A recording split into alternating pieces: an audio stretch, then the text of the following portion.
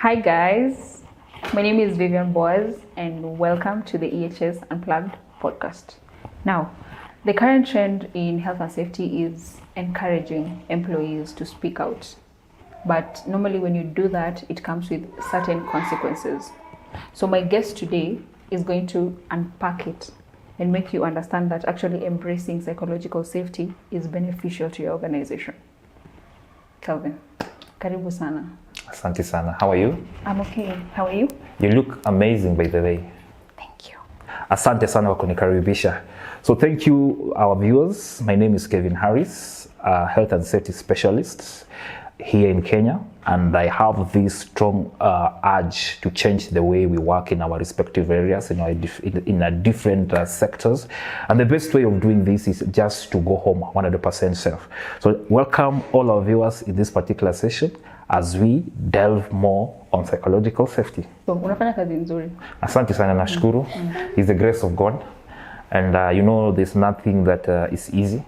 The moment you have opportunity to serve, always serve, because even the Bible tells us, for those ones who believe in the Bible, I'm a believer, by the way, and the Bible tells us that the moment God gives you strength to do something, you're supposed to do it as if you're doing it for Him.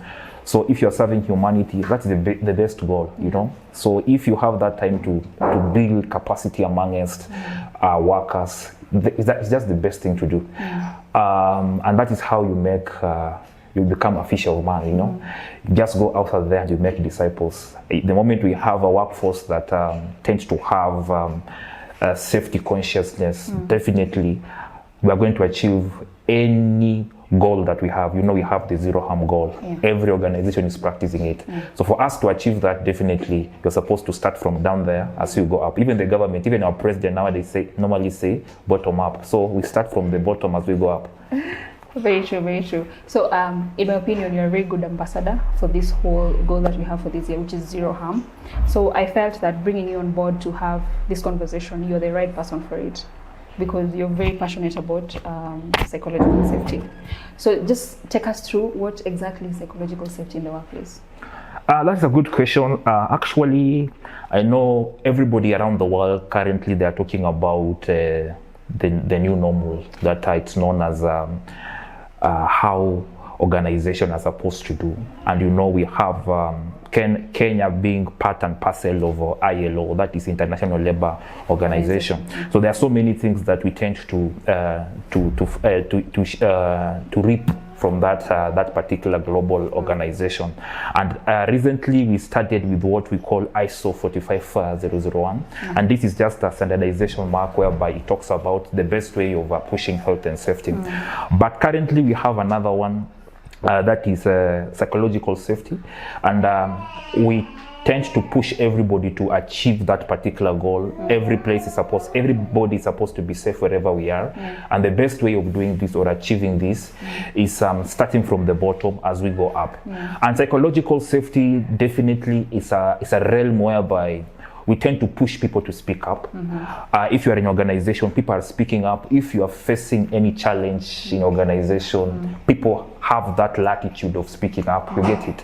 So the moment we speak up, the moment you spot and safe act and safe condition out there, definitely you will report it. And one thing that you will bear with me witness is that over time, we've encountered a lot of issues simply because people are not speaking up. People are not gathering the unsafe condition and unsafe acts. But the moment we are able to achieve, people are able to go and pick those unsafe facts and safe conditions, definitely we are achieving psychological safety. So in a nutshell, psychological safety is just a way, a new normal, whereby people, the moment they spot something that is out of chain, they broadcast it, and the top management cannot come up with the cane and start caning these people. Yes, so that is in a simplest form, that is what we call psychological safety. So let me ask you this. Now that you've talked about it's a new normal, so who exactly is supposed to be pushing for this in an organization? Is it the CEO, or is it the health and safety assigned person, or is it the site engineer? Who exactly is supposed to be pushing this agenda? Okay, when we talk about psychological safety and all the things that entails it, when you go back also to how to manage health and safety in your respective organization, definitely the bucks always stop with the top management. And the top management, I'm talking about the CEO, the MDs, the directors, the project managers, and what have you.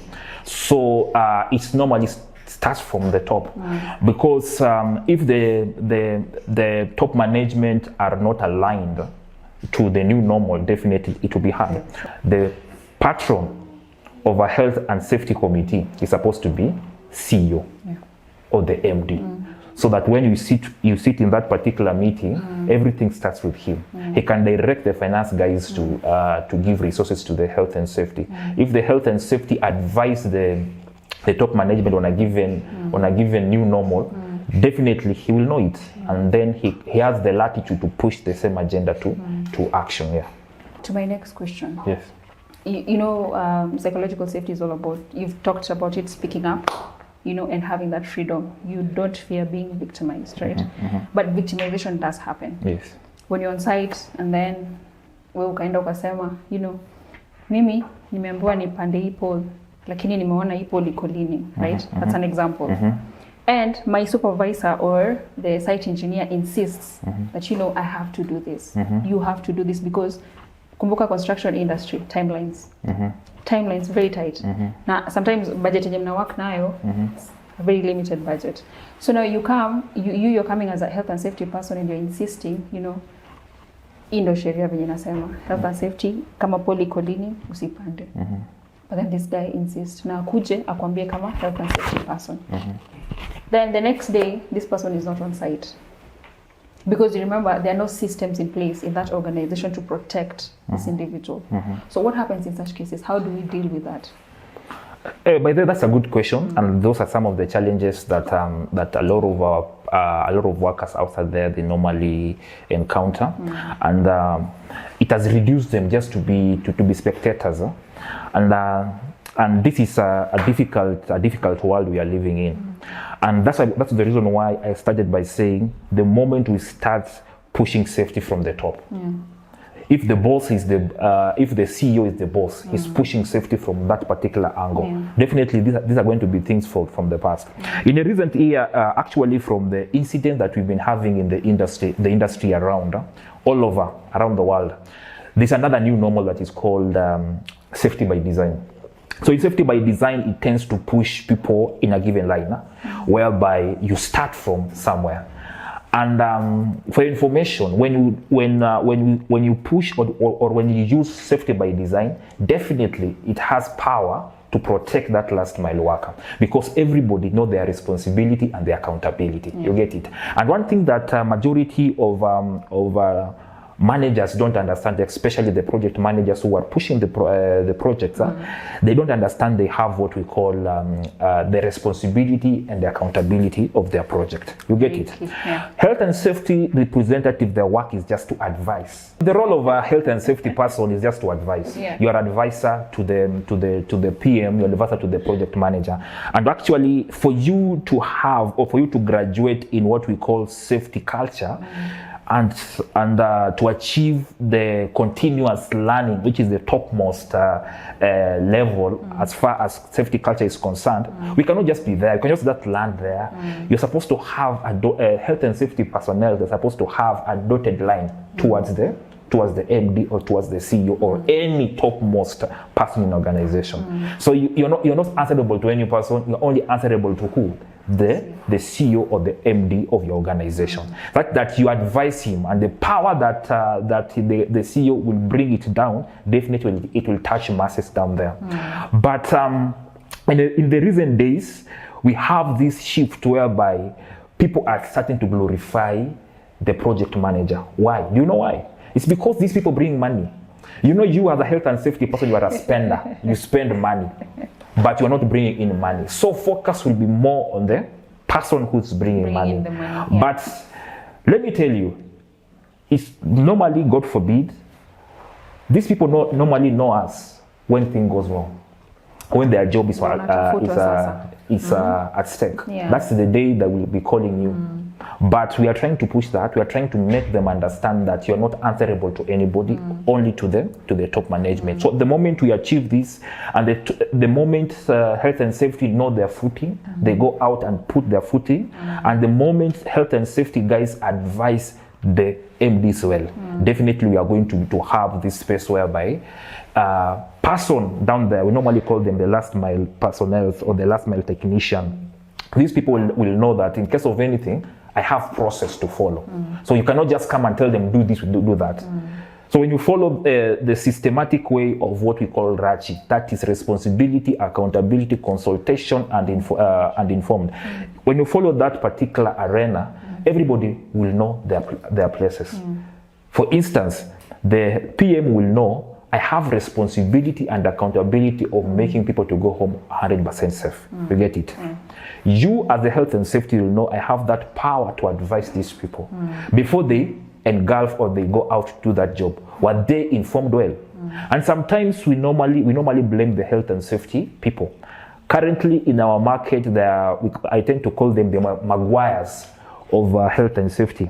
We have this character, people who are Maguires, they just come to health and safety and do things that you wonder. They are not advising. You're supposed just as a health and safety person to put your feet down and take over what belongs to you. The moment you do that, the moment you push that particular agenda, people start seeing another face. The moment you put out stop orders, people will see actually it's not business as usual. It's not that the way we used to do. And another thing that also the devil a lot of organization is the culture, the climate of this organization, the safety climate. The first thing you're supposed to do as a health and safety representative or officer is just to do the analysis or the need assessment of your organization. Just know the climate in this organization. How is the culture in this organization? Every organization tends to have their culture. Even if you go to NASA, even if you go to Amazon, even if you go to BP, you go to Shell, all these multinational organizations, they have their own culture. People are competing to be at the top. So it's up to you to come with the process. Process is the only way that can shape organization. And it can lead and tell you this person is the person who ran away from the step. So you can go back and pinpoint, this is the gap that we have here. So by pushing that, by showcasing that, by pushing psychological safety, by pushing safety by design, people to understand their role, and by making sure that people understand their responsibility. Where is my responsibility? Where does it end? Definitely, people are going to shape up.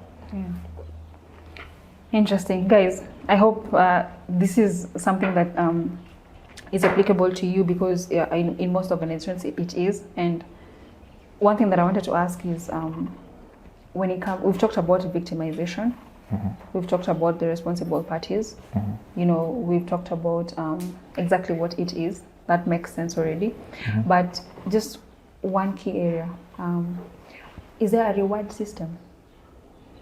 Actually, when reward system is one of the what we call safety management approaches that we have currently, but when you go and look at a lot of scholars, they don't appreciate it, but it works. It affects them psychologically. For instance, let me ask you, you go out, you guys, you are celebrating, let's say 10 million hours or 5 million hours without any recordable incident and what have you. So what does it create? If you say that if you're going to achieve 5 million hours, then we are going to celebrate you guys, we are going to reward you people. If somebody goes outside there and make a mistake, they will hide it. Because you are going to be an impediment for them to receive what? Award. So this award system tends to work in two fronts. So you're supposed to be very careful how you bring the award system to your organization. Bring it in a more elaborate way.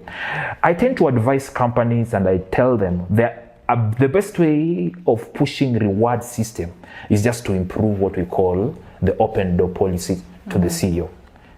The moment you put that is the biggest door that these people need. And another reward that you can give to your people is just trust. Just win the trust of your people. That's the best reward. So for us to reward our people very well, I can say that let us just create psychological safety. And the best way of winning this is, or the best reward that you can give to your people is creating an open door policy whereby people will feel free to come to the boss and ask and air out their grievances or their issue that are delivering them. The first thing to win trust is just to create what we call ability. And when you go to many organizations, the best way you can reward your person or your technician is just create a capability amongst them. For instance, if you take this guy to a higher education, you give them a given certification, they will feel proud. They will even go out and apply for another job. They'll also apply they will go out for greener pastures. You get it? You've created ability amongst these people. They will feel proud. For instance, you have handymen, people who are, you guys maybe you call them casual. We don't call them casual because of psychological safety. We call them handymen. So these handymen, imagine you just give them as a basic thing like first aid training. Take them to this renowned organization like Red Cross or St. John's. Just take them there for training. Take them for hazard identification and risk assessment training, so that these people can know how to differentiate hazards and how to do risk assessment. These people will come out bragging that, you see, I have this. Secondly is integrity. As leaders, as top management, you're supposed to is to speak it out and you act on it. You cannot just tell some people that we are going to close, I'm going to supply you guys with personal protective equipment tomorrow, but down the line 2 weeks, those things are not out. People will lose trust in you. You tell people to go and report near misses and safe act and safe condition. The moment they report, you bring them to book. Definitely they will lose trust in that. So they even act. Yes, exactly. So the best thing to achieve psychological safety, or to win the trust to achieve psychological safety, is integrity. Integrity is very important as leaders. Leaders are supposed to show integrity. That brings me to this particular question. Based on everything that you said, I feel like the buck stops with the CEOs, as we've said that clearly. Do you feel that CEOs need training? Psychological yes. And are these trainings even available? Yes. For instance, the best training that you can give to your CEO, there are very many training. The best one is IOSH. IOSH, they have another training that is called Managing Safely. Managing Safely is also good. So for those, for our viewers home there, those health and safety representatives who are out there, you can check this one out. It's a very good course. We have what we call, IOSH have what they call Managing Safely. They have what is called Working Safely, and also they have another one for executive OSH executive training. So this executive training is very good for the top management, and also the Managing Safely is also good for the other managers down there. They can go and take this course. It's a very nice course that can open their eyes. But all in all, mindset is the key here. Mindset is the key. You know, even the Bible tells us that faith cometh by hearing, and by hearing the word of God. So the more you hear the word of God, the more faith builds in your heart. So the more you push the agenda of safety, the more you push it, the more you incline it to the heart of the multitude outside there, the more it's going to be written at the tablets of their hearts. But if you leave it that the health and safety is just a norm for the health and safety guys, definitely you're going to lose the mark. Even the guy that they get, let him understand that it's wrong for you to come and park your cars anyhow. All cars are supposed to be parked on ready to go. The same, if you have people who are going to build your house, are your house designed in such a way that in case of fire, you can break the windows and escape? That's a topic for another day, because you know very well they're not. Okay. Especially most Kenyan homes. So just one last question, Harris. Do you feel like outside work, you're actually still pushing for psychological safety? Psychological safety is, I can tell you for free, it's not an easy thing. It needs more inductions. It needs more training. It needs us to go out and showcase to our companies. We're supposed to go out. Actually, we have a lot of work to do. for us to push psychological safety, because majority of people will not see the benefit of it. And especially the challenge that we have is around construction industry. Construction industry is the worst. Service industry, they're trying. You guys, you saw during the COVID-19 how our transport service industry, they did it. Sanitizers were everywhere. And also when you look at our system right now, we are pushing for vehicles to have telematics. We are pushing for vehicles to have drivers who have undergone, not just drivers, but drivers who have undergone what we call defensive driving. All these things we are trying to push safety in that particular domain. But where I feel we still have gaps is around construction industry. Just look around Nairobi. You'll be surprised that in each and every estate, you cannot miss less than 10 cranes that are going up. And the people who are working there, they go for cheap labor. They don't go for these people who are learning to go and to be their mason and what have you. They go for class 8 dropouts. And that's, I think it's a topic for another day. We shall delve on safety perception. Safety perception is another area whereby you just go and pick any dick and Harry and you bring them in your sight. Another thing that is demeaning or heartening is around the fumes they are releasing. The mixers, the cements they are releasing each and every day in this industry. It's killing a lot of our brothers. Silicosis is another, silicosis cannot be cured. So if it gets there, definitely it's another story. So people are dying going home. People are working, they're coming to Nairobi, to the cities and other cities around the world to work, to get to feed their families. But these people cannot go back home and enjoy the life expectancy that we have. So the moment they retire, they go home dying. And all the effort, all the land they've bought for the family, they sell them out to go and treat these people who are their breadwinners or the monarch of their families who are now sick. And it's very bad. And the situation is very bad outside there. Now it's just up to you and me just to go outside there and preach the gospel of safety. I know it's not easy. People will bash you out, but let us be conscious. Sometimes me, when I go out in any given building, I don't just enter. I first go to the door, I breathe, I thank God, I look, I do assessment before I enter any given building. Because you never know when terrorists will come and strike. So you're supposed just to know how to escape that particular building. These are some of the things that reminds me. There's a time you came into a building. We were having a safety talk. Yes. And then you just walked in, and then you walked out. And the first thing you said is, guys, where's the emergency exit? Because mimi sioni. And then everyone was like, kwani wewe kila mtu amekaa tuko comfortable. And that says a lot how much of you've embraced safety and it's become part of you. The fact that you can walk into a building and the first thing you think about is an exit. I mean, who does? Thank you, because that's how we are supposed to do it.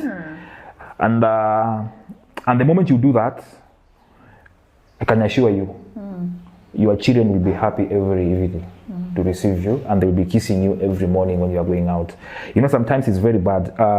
There's this case I was also dealing with, and for your information, do you know if people have been, let's say, people have been involved in an accident, let's say a road RTA, that is road traffic accident.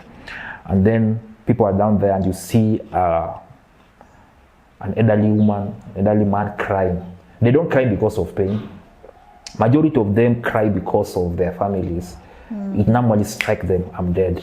Who will feed for my family? And that's the reason why, as first responders in any area, actually I have a background in population health and epidemiology. So we normally encourage people, the first thing you go out there and you respond to any of these cases, first of all is to assure these guys it's going to be okay. It's going to be okay. Even though they're not going to make it.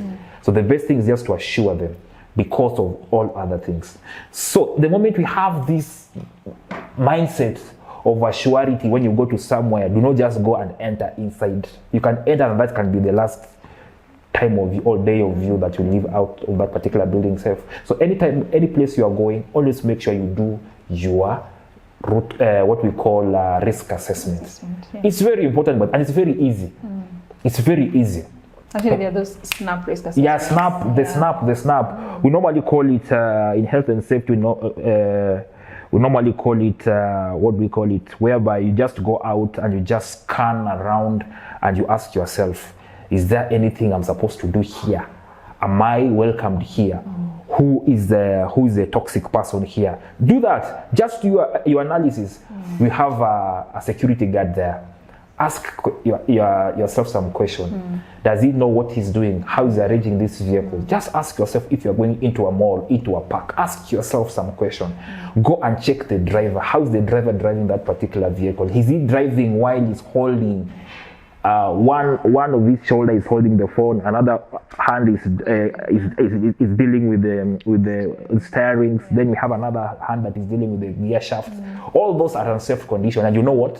When unsafe condition and safe act come together, there's no possibility that will come out of that particular area safe. It's either serious injuries or fatality. So it's up to us to go out, do risk assessment very fast by just scanning the area where you are going to work. So that at least you can go back home safe. And if not like that, you can alert other people while they're escaping the room. Yeah. To, up and coming health and safety persons, those who are still in school, when they're applying for jobs, is this something they should look into? Psychological safety. How can you tell an organization is psychologically, safe? Is this an environment where if I apply for a job and they take me, should I accept that offer? Or because right now you've said it's the new normal. So as an incoming employee, is it something you should consider when you're taking a job? Yes. Nowadays we say, don't just go and start working in an organization, because when you go and do the statistics of suicides that are being done, majority of them are around psychological self, and a lot of them are dealing with psychology, the tension, the well-being of these people. So you cannot just go and enter into a toxic environment and expect to win the battles. And the best way of doing this is just to do what we call safety climate. Safety climate is just a nutshell of just doing a random climate assessment of that organization. Just see how safe is this area. And it's important because I've told you, the people who are entering in our workforce right now are millennials.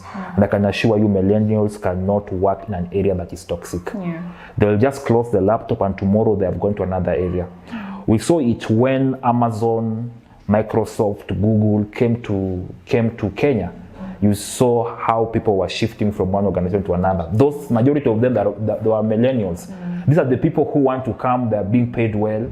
Their time is, let's say, they work 5 hours, they work at home, the work is easy, they can buy Subaru, they can go here and there. These are the people who are working for us.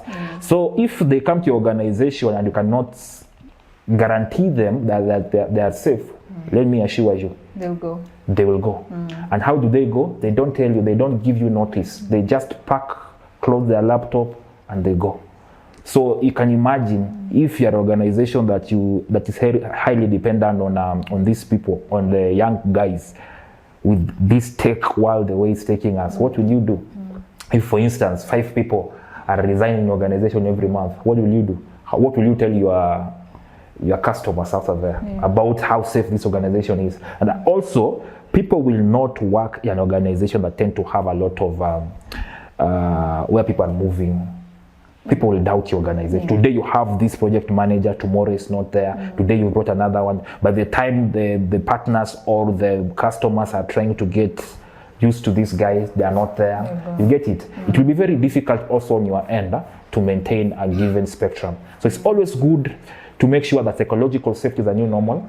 And for us to be a psychological safe, majority of us, especially the new people, they are going for well-being. Well-being is very important.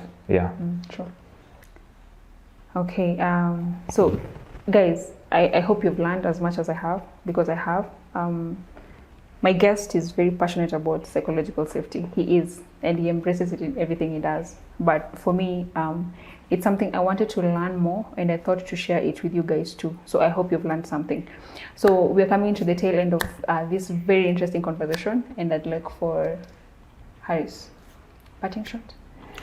Thank you, viewers. Thank all of us for joining this particular podcast. And you know, safety is not a one-time thing. Safety is all about continuous improvement, and it's all about all of us to push. And one thing I can encourage all of us, just know that we have a Goliath to bring down. And you know, Goliath is not brought down by what do we call it, titanic processes, humongous processes, just a small stone that can bring that Goliath down. So go out, check align your organization, check how organization is doing.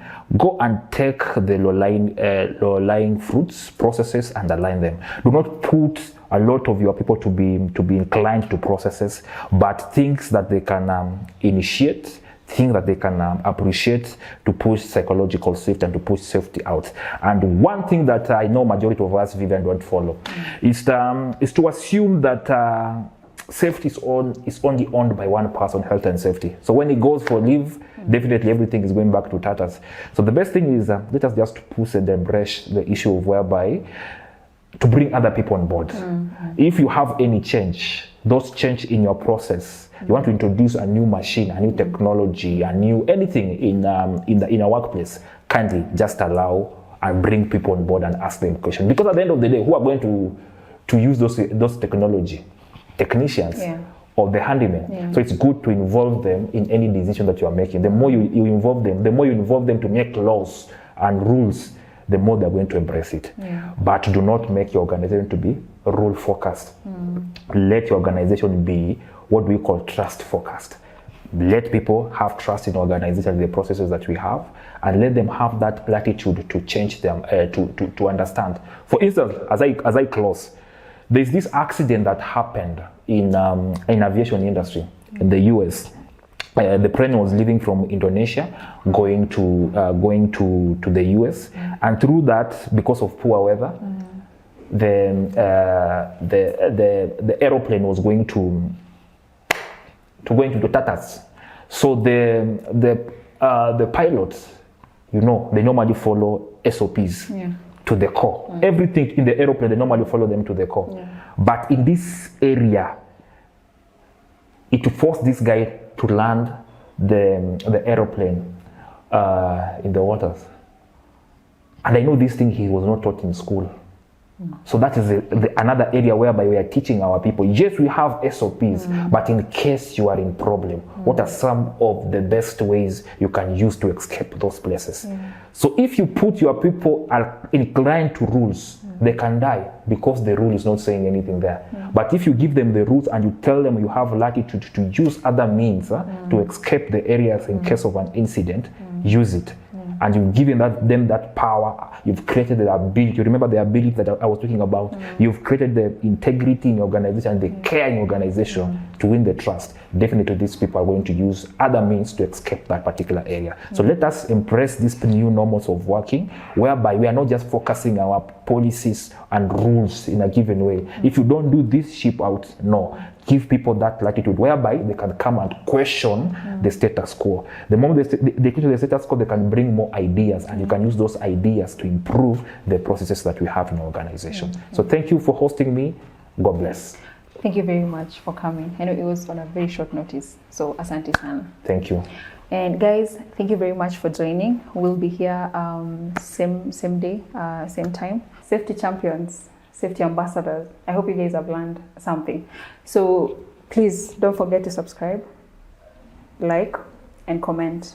And one more thing, don't forget to hit the notification button up here for new episodes that we'll be uploading every Friday. Thank you and bye.